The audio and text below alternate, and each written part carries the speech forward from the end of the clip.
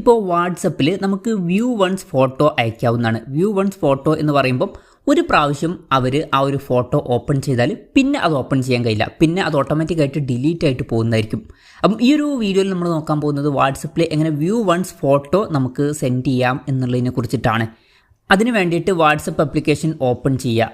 WhatsApp application open ചെയ്തതിന് ശേഷം ഏതെങ്കിലും ഒരു കോൺടാക്റ്റ് സെലക്ട് ചെയ്യുക. ഞാനൊരു എക്സാമ്പിളിന് ഈ ഒരു കോൺടാക്റ്റ് സെലക്ട് ചെയ്യുകയാണ്.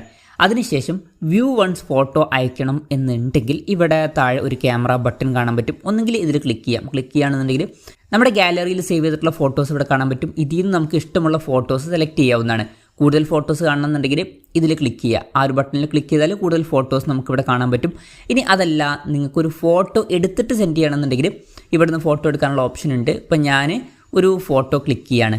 ഇപ്പം ഈ ഒരു ഫോട്ടോ എനിക്ക് വ്യൂ വൺസ് ഫോട്ടോ ആയിട്ട് സെൻഡ് ചെയ്യണമെന്നുണ്ടെങ്കിൽ ഇവിടെ ഇങ്ങനെ ഒരു ബട്ടൺ കാണാൻ പറ്റും. ജസ്റ്റ് അത് ഓണാക്കുക. ഈ ഒരു 1 എന്നുള്ളത് എഴുതിയിട്ടുണ്ടാവും. അത് ജസ്റ്റ് ഓണാക്കി കൊടുത്താൽ ആ ഒരു വ്യൂ വൺസ് എന്നുള്ള ഫീച്ചർ ഓൺ ആയിട്ടുണ്ടാവും. അപ്പം അതിനുശേഷം നമുക്ക് ഈ ഒരു ഫോട്ടോ സെൻഡ് ചെയ്യണമെന്നുണ്ടെങ്കിൽ സെൻഡ് ബട്ടണിൽ ക്ലിക്ക് ചെയ്യുക. ക്ലിക്ക് ചെയ്യുകയാണെന്നുണ്ടെങ്കിൽ ആ ഒരു ഫോട്ടോ സെൻഡ് ആവുന്നതായിരിക്കും.